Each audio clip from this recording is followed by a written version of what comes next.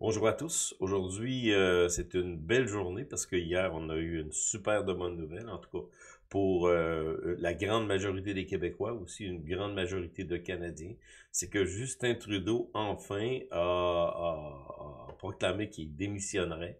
Et c'est extraordinaire parce que dans le fond, c'est une nouvelle ère. On entre dans une nouvelle ère et notre prochain premier ministre, Pierre Poilievre, je pense qu'il va faire du bon travail. Si on ne devient pas le 51e État des États-Unis, c'est une blague, là. Mais en tout cas, ce qui est arrivé hier, là, je vous dis, là, c'est pas simplement de la frime. Je vous dis que c'est une nouvelle extraordinaire parce que ça, personnellement, là, ça me délivre d'une époque que j'ai vraiment pas aimé vivre depuis la COVID, là, dans le fond, c'est les Young Leaders, là, vous savez, on, on en reparle pas beaucoup, là, mais c'est les fameux Young Leaders dont Macron fait partie aussi, Trudeau, avec Jack Meeting. La liste est connue, là, c'est de World Economic Forum, là, donc on a qui débarrasse. Là, je pense que Chrystia Freeland aussi était là-dedans. Donc, ça débarrasse l'ancienne mairesse de Montréal. Je sais pas si c'était Young Leader, mais en tout cas, c'est à peu près la même gang, la gang, là, qui débarrasse le plancher. Et puis, c'est vraiment une bonne nouvelle. Et hier, ce qui était particulier, c'est que je pense qu'il y a une personne qui a pleuré. Je pense que le Canada en entier s'est réjoui. On peut aller voir un peu des réjouissances, là, mais c'est à peu près rien que seulement Justin Trudeau qui a pleuré, qui est allé dire un discours qui avait pas d'allure en disant qu'il avait servi son pays. Justin Trudeau a pas du tout servi son pays.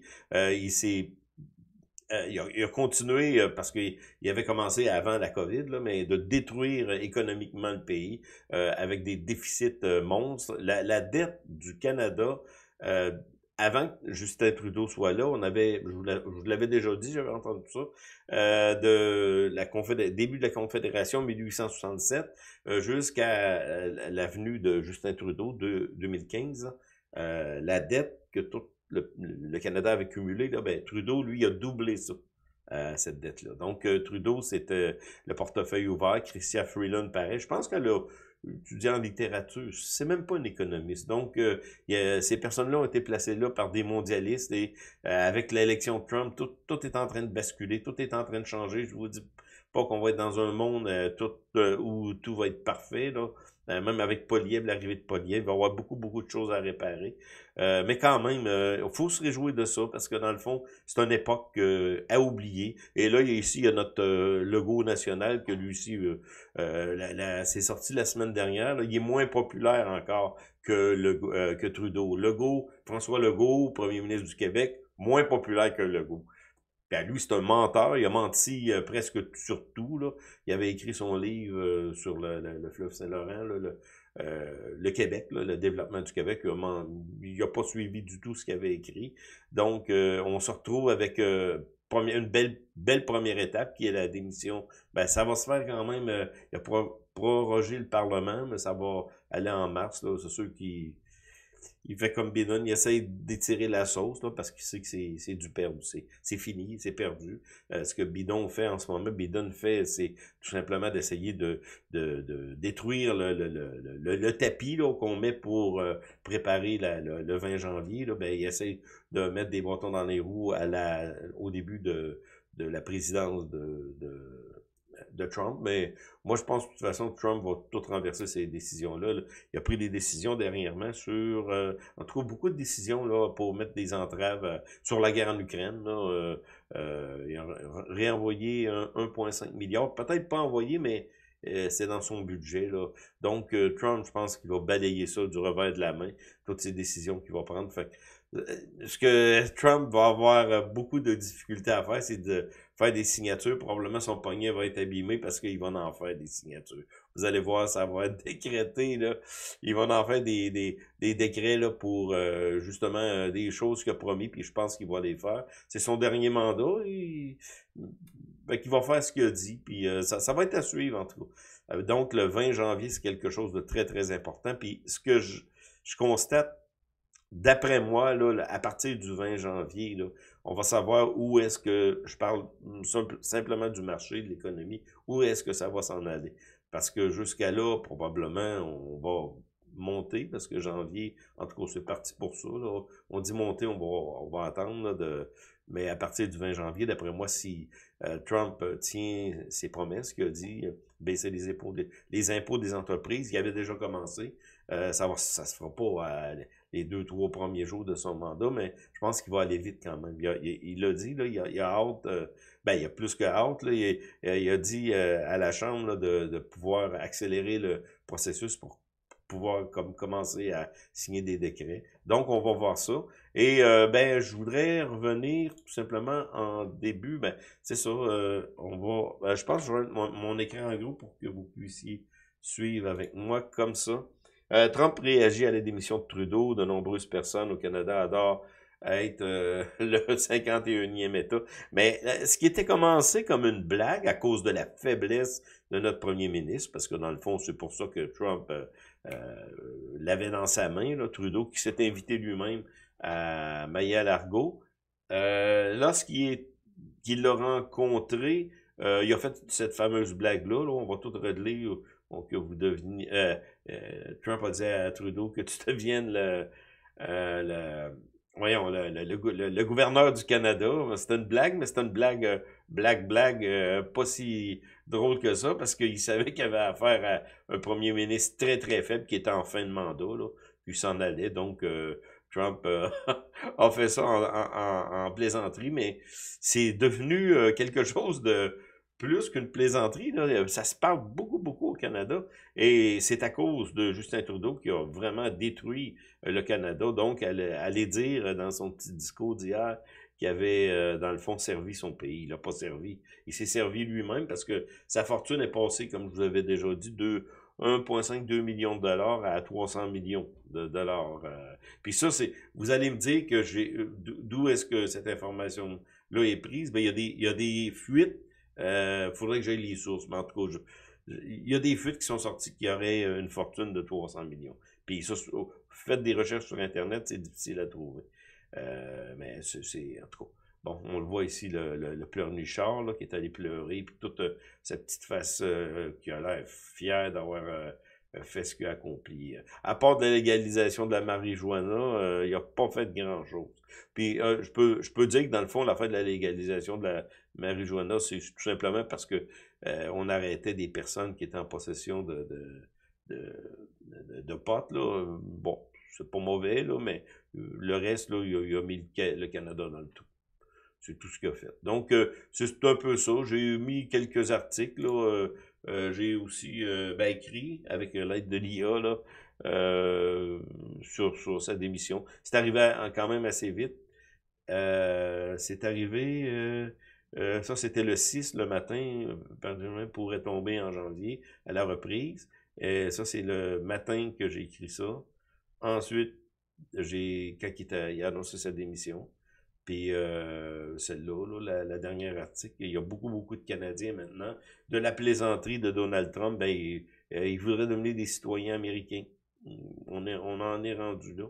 Il y a aussi quelque chose que je voulais dire, qui n'a pas beaucoup rapport, mais qui l'a quand même, c'est que sur mon site Bourse Technique, là, je passe beaucoup d'articles sur la politique, l'économie, mais moi, j'ai toujours aimé les technologies, toujours, toujours. Donc, vous allez remarquer que j'ai beaucoup quand même d'articles sur la technologie, et puis je vais continuer à le faire, mais peut-être le mettre plus en focus dans mon menu, là, parce que il se passe beaucoup de choses et c'est directement relié avec, avec l'intelligence artificielle, avec tout ce qui se passe au niveau aussi de la miniaturisation des ordinateurs. Regardez ici, c'est un article que j'ai pris à matin, là, que j'ai vraiment trouvé ça très, très bon. Ça se trouve être le NVIDIA, là, le plus petit. C'est plus petit qu'un Mac, le nouveau, là, NVIDIA, avec un GPU. Comment qu'il disait que la puissance, c'est 3000 dollars, là, je sais pas pour tout le monde, mais quand même une petite entreprise, il donnait la puissance, je me souviens pas. C'est fou, là. C'est tout petit comparé à... C'est 1000 fois plus puissant qu'un laptop de haut de gamme actuel, ici, là. C'est un petit bidule, là. Moi, j'ai des petits mini-ordinateurs, j'achèterai jamais des gros ordi, mais quand même, aujourd'hui, petit ordinateur d'à peu près 4-5 pouces par 4-5 pouces, à peu près même pas 2 pouces, 1 pouce et demi d'épais. On a la puissance d'un gros ordinateur qui, dans le temps, pouvait peser, je sais pas comment, là, je parle peut-être une dizaine, quinzaine de livres. On a ça en ce temps dans un petit bidule, mais là, c'est vraiment révolutionnaire. 1000 fois plus puissant qu'un laptop de haute gamme actuel. Donc, c'est le projet Digit repose sur une innovation, la puce GB10 grâce Blackwell, en tout cas développée. Fait que c'est pour ça que je veux poster aussi des articles sur la technologie parce que ça m'intéresse beaucoup. Donc, puis je referai pas dans le temps, j'avais peut-être fait l'erreur d'avoir 2-3 sites, mais je vais garder tout sur Bourse Technique et focusser sur l'économie, bien entendu, la politique, économie, politique, la bourse et aussi la technologie qui a un rapport direct parce que lorsqu'on est dans une nouvelle ère technologique, mais l'économie est directement reliée, puis qu'on y croit pas, on entend toutes sortes de choses sur l'IA en ce moment, mais moi je pense que oui, il y a des pas qui se font réellement. Écoutez, je m'en sers de l'IA, là, et puis j'en reviens pas de la rapidité là, des informations qu'on a. Puis la différence entre un moteur de recherche, avant, encore aujourd'hui avec Google ou peu importe les moteurs de recherche, la différence, c'est qu'on a, avec l'IA, vu qu'on a, c'est basé, l'IA prend le data, la donnée, là, les paquets de données qu'on a sur Internet et fait une synthèse de tout ça. Donc, c'est facile d'avoir une information, une synthèse, une information, et très, très pointue, même au niveau de la programmation, je l'ai essayé, là, des programmeurs, c'est un des métiers que je dirais pas que ça va tomber, mais il va vraiment avoir des gens d'adaptation, là, parce que dans le fond, on peut demander à l'IA de nous construire des programmes. Souvent, on n'a pas besoin de programmeurs seniors pour faire qu'est-ce qu'on a besoin de faire. Donc, c'est maintenant la disposition de tout le monde de créer des petits programmes ou des peu importe le langage. Par exemple, je fais des tests, on demande ça en Python, il nous écrit tout le code en Python, et si on veut l'intégrer directement, par exemple, on peut le faire en Python, mais mettons on veut l'intégrer facilement sur un site web, on le demande, convertis-moi ça en JavaScript, et il me convertit ça en JavaScript rapidement, et on peut l'intégrer à notre site. C'est d'ailleurs ce que je vais faire là, les prochaines semaines, prochains mois, des petits modules que je veux faire programmer par l'IA, je ne perdrai pas de temps pour adapter mon site plus à la réalité d'aujourd'hui. Puis je vais me servir de l'IA, puis ils vont tout m'écrire mon code, j'aurai même pas besoin de me casser la tête. Donc, en tout cas, tout ça pour vous dire, oui, on va avoir une petite partie là, au niveau de l'IA. Mais là, on va parler de Justin Trudeau. Il y a tellement ça c'est le fameux perdu. C'est le convoi je pense. Oui, c'est le convoi des camionneurs. Oui, je pense. En tout cas, je vais vous montrer, moi, un de mes convois, parce que je l'ai vécu, là. Je pense que c'est ça. C'est quand c'est arrivé, ça, je me souviens encore, parce que... Et ça, c'est drôle, parce que je sais pas si vous aviez vu ça, c'est Richard Latendresse qui avait dit, après que Trump ait perdu son procès, je sais pas trop, il avait pris cette chose-là, puis vraiment, Richard Latendresse, un journaliste de TVA, je pense, qui est correspondant aux États-Unis, et l'idiot, excusez, là, il n'y a pas d'autre chose, c'était servi de ça qui existe pour plusieurs raisons, là. Dans le sens qu'on peut mettre à peu près n'importe quoi, puis on a une foule qui crie. Je pense que c'était lors d'un événement sportif, et lui, il avait pris ça, puis comme nouvelle, là, il avait posté ça en disant que tout le monde était content parce que Trump avait perdu son procès. Là, on va le voir, mais à la sauce Trudeau. Et c'est une blague, là, je le dis tout de suite. C'est vraiment une blague. Là. On va mettre ça comme ça. On a joué ça.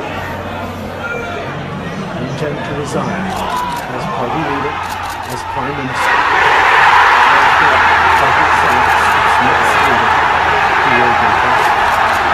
C'est très, très drôle. Donc, on a un petit exemple. Là, je vous dis, il y a plusieurs Regardez, je pense que Elon Musk, vous vous souvenez, un peu Poliev qui mangeait sa pomme devant un journaliste qui essayait de poser des questions cruches, là. Je pense qu'Elon Musk a repris ça. Je l'ai vu, en tout cas, il y a beaucoup, ça se parle, puis je pense que c'est une joie pour beaucoup de personnes en ce moment que Justin Trudeau démissionne. Et moi, je voulais vous montrer, lorsque je suis allé à Québec, ça fait quand même c'est en 2021, 2022, 2022, 19 février 2022, il faisait vraiment froid. J'ai filmé, j'étais dans l'auto avec des amis, et puis on a passé sur le boulevard René Lévesque, et les fameux médias disaient qu'il y avait quelques centaines de personnes réunies. Je vous le dis, c'était une manifestation, une belle manifestation. Il y avait au bon mot là, 15 000 personnes. C'était full, il y en avait partout du monde. Je suis arrivé, je me souviens, mais en tout cas, on est sur la place, là, à côté de l'Assemblée nationale, là, c'était bourré de monde. Il y avait du monde. Les médias mentaient parce que c'était une manifestation contre les mesures sanitaires. Mais on voyait que regarder ça vite. Rien que le petit bout, là. C'est un bout. C'est lorsqu'on a pris notre auto pour s'en aller. Je l'avais mis sur rien d'agréable là, puis le monde est là. Yeah, gars,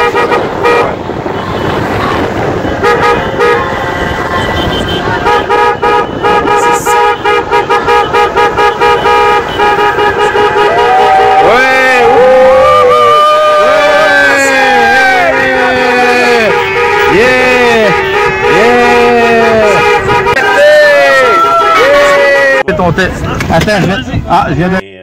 Là, c'est... Ouais! Hey! Là, il y a du monde. Wow!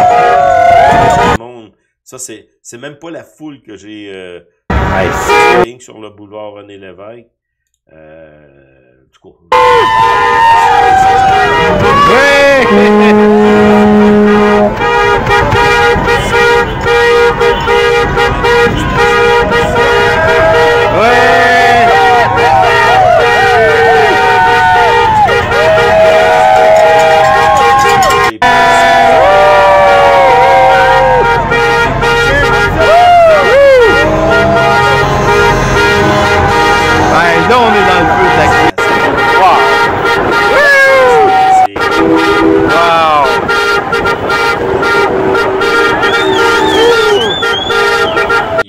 disait que dans le fond, on n'était pas simplement des cruches, nous qui refusions ces mesures sanitaires abusives. Et on le sait encore aujourd'hui que Justin Trudeau, le menteur, il n'y a pas d'autre mot, a menti complètement il y a quelques mois, qui a dit, excusez, c'est pour ça qu'il y a tellement de joie là, du fait qu'il va décoller, qui a dit, j'ai jamais obligé personne à se faire vacciner. Ça prend-tu quelqu'un d'effronté aller dire ça à la population? J'ai jamais obligé quelqu'un à se faire vacciner. Ce menteur-là, je me souviens ici en 2022, deux de mes amis, le mari et sa conjointe, étaient chez nous, qui ne savaient pas qu'est-ce qui arriverait avec leur avenir, parce qu'elle était sage-femme, vu qu'elle voulait pas se faire vacciner. Elle avait demandé un congé, pas un congé sans solde, pour maladie, à cause de la pression, tout ça. Mais après ça, elle a dit, je sais pas ce qui va arriver. Puis son mari, qui était postier, lui s'est fait mettre dehors parce qu'il voulait pas se faire vacciner. Vraiment, sauvagement par Justin Trudeau. Donc, dire que Justin Trudeau, dans le fond, j'ai jamais obligé personne. T'as mis du monde à la rue. En plus d'aller, Justin Trudeau est allé fouiller dans les comptes de banque des manifestants, les manifestants, ceux qui avaient organisé la manifestation pacifique des camionneurs, et aller dire que, non, dans le fond, ce gars-là vit sur une autre planète. C'est un enfant. C'est Jordan Peterson qui dit ça. Vraiment, une mentalité d'une petite fille de 10 ans. Là. C'est pas quelqu'un qui pouvait affronter Trump, ce qui s'en vient. Là. Et même, le gag, là, excusez, c'est la vidéo, c'est rien que là-dessus. Là. Le gag là-dessus, là, c'est d'avoir envoyé Mélanie Joly et son ami d'enfance, là, Roméo Leblanc, aller négocier avec la gang à Trump, à Mar-Largo, je me trompe tout le temps, Mar-Largo, pour le tarif de 25% là, que Trump a dit qu'il mettrait pour le Canada. Eh bien, on a vu sortir de la rencontre Mélanie Joly qui était comme abasourdie et triste. Parce que dans le fond, ces personnes-là n'ont pas la cote pour aller négocier avec les dirigeants du monde. Je vous dis, ça joue dur. Là. On regarde Poutine. Pensez à Justin Trudeau devant Poutine. Il va fondre directement là. Mélanie Joly, qui est ministre au niveau de l'international, aller négocier avec des tyrans sur la planète ou des personnes extrêmement dures. Pensez-vous que ces personnes-là ont le coffre pour aller négocier? Non. Et puis, moi, j'ose espérer, en tout cas, c'est ça, Elon Musk a fait un petit tweet sur Poliev, comme je vous dis. Donc, déjà, ça regarde bien qu'il va y avoir au moins des atomes crochus. Pas pour qu'on ait toute la même idéologie, le Canada et les États-Unis. Probablement, mais peut-être je me trompe, mais probablement, même s'il y a beaucoup de citoyens qui le veulent, mais on tombera pas la 51e État des États-Unis. Là. Ben, quand on dit 51e, comme je vous l'avais dit dans mes vidéos, là, divisé en peut-être 4 territoires. Là. Par contre, ça prend quelqu'un de fort pour négocier devant Trump. Vraiment quelqu'un de fort. Trump et toute la gang. Là. Et puis moi, j'ai hâte de voir le 20, là, ça s'en vient très très bientôt, le 20 janvier. J'ai hâte de voir, en tout cas, ce qui va sortir. Anthony Fauci, qui a menti lui aussi sur tous les aspects de la COVID, là. Le masque, sur la distanciation sociale, qui était pas utile.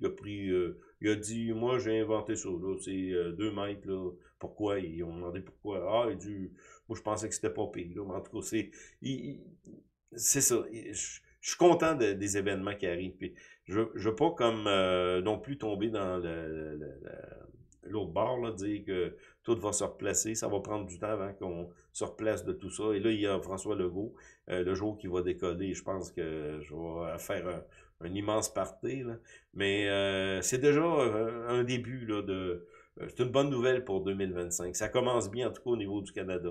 Puis c'est sûr que tout ne sera pas réglé parce que Poliev arrive avec le gâchis de Justin Trudeau et de sa gang de gauche communiste mondialiste. Donc, il doit faire avec ça et ça va être assez difficile dans les premiers temps de nous remettre sur les rails, que le Canada devienne de nouveau prospère parce que on n'a pas le temps de regarder ça, là, mais rien qu'au niveau économique, là, notre PIB là, vraiment est pas fort. Tous les indicateurs économiques du Canada, à comparer des États-Unis, qui continuent malgré tout à rouler bien. Là. Et puis avec les baisses de taxes, les baisses d'impôts, ou de taxes en tout cas que Trump, je pense que c'est baisse d'impôts pour les entreprises qui vont implanter, parce qu'il avait déjà fait de 20 à 15 dans ce coin-là, dans son premier mandat. Là, ça va être encore plus que ça. Baisse d'impôts aussi pour les citoyens. L'autre chose que les démocrates ont repris, c'est un peu abominable, c'est Kamala Harris qui a dit ça en campagne électorale, c'est les taxes sur les pourboires. Trump avait parlé que faisait partie de sa campagne électorale d'arrêter de taxer les pourboires. Ici, au Canada, ça devrait être banni, ça, cette folie-là. Là. Mais Trump avait dit ça, qu'il le ferait, puis il va le faire.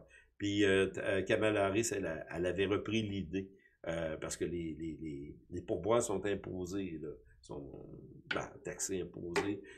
Donc, un pourboire, c'est un cadeau. Puis qu'on le veuille ou pas, on n'est pas obligé de donner un pourboire. Là. Même si c'est écrit à cette heure sur les petits les petites choses qu'ils nous font quand on paye avec notre carte, là, on n'est pas obligé. C'est un cadeau que je veux faire si la personne va bien servir. Et c'est moi qui le décide. Donc, pourquoi aller imposer, taxer, là, imposer ce pourboire-là lorsque tu fais ton impôt? Moi, je travaille pas dans le service dans la restauration, l'hôtellerie ou ce qu'on a des pourboires, mais je comprends très très bien que le pourboire, c'est un cadeau et puis on ne doit pas taxer ça. Et Trump, ça, bannir ça dès les premiers jours. Donc, c'est ça, il y a beaucoup de belles choses qui s'en viennent, malgré que tout ne sera pas réglé. La guerre en Ukraine, c'est facile, j'ai posté un article sur mon site, Bourse Technique, facile à arrêter du jour au lendemain. Trump n'a rien qu'à couper le robinet, fermer le robinet, puis ça finit là. Ça va prendre un peu de temps, des négociations, et puis les Ukrainiens vont être perdants, c'est sûr, parce que dans le fond, cette guerre-là aurait pu se terminer vraiment avant, mais après 1 million de morts des deux côtés, là, on va avoir enfin des négociations que Boris Johnson avait paralysées parce qu'on voulait négocier en 2000, ça venait de commencer, peut-être 6 mois, 8 mois, 1 an après, et puis on avait épargné beaucoup de morts, beaucoup de vies. Donc, c'est ça, c'est une bonne nouvelle, puis je voulais faire une vidéo là-dessus. Donc, on va se revoir bientôt pour de nouvelles vidéos.